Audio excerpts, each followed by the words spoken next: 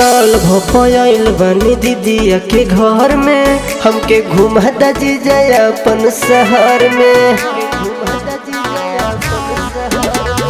साल भपयाइल बनी दीदिया के घर में, हमके घुमा जीजा अपन शहर में।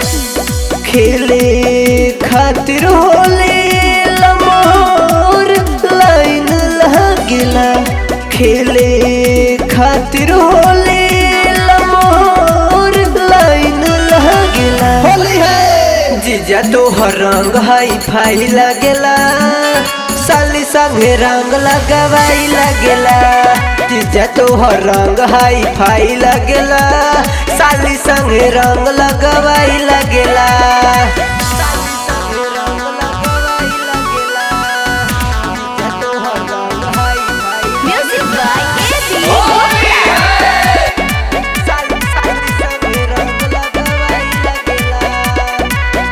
लाल का पियर का रंगवा हाई से न लगाई, जीजा हो होली तोहका महंगा पड़ जाई।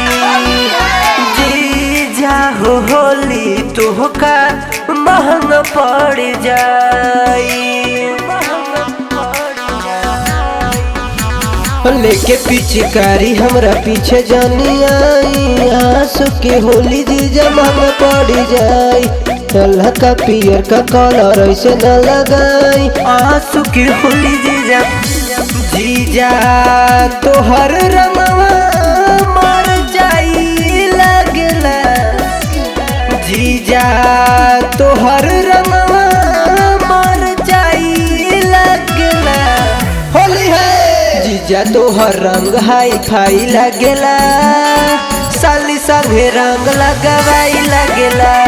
जीजा तोहर रंग हाई फाई लगेला, साली संगे रंग लगवाई लगेला।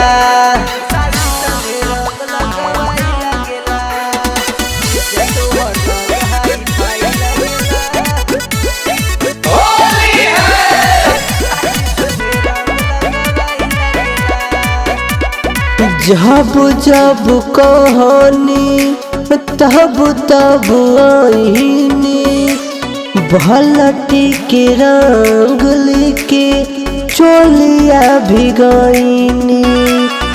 भलटी के रंग लेके चोलिया भिगाईनी। जानत नहीं रही जीजा ये तना खराब जी, बालटी के रंग घोरी डाल दे बयाजी। जानत नहीं रही बबलू ये तना खराब जी, सौरा भवा सुजीजा। विनय जौनपुरिया रंग लगाई लाइना, जीजा ले रंग हाई लगाई आईना। जीजा तोहर रंग हाई फाई लगेला, साली संगे रंग लगवाई लगेला। जीजा तोहर रंग हाई फाई लगेला, साली संगे रंग लगवाई लगेला। अरे का ये अनुराग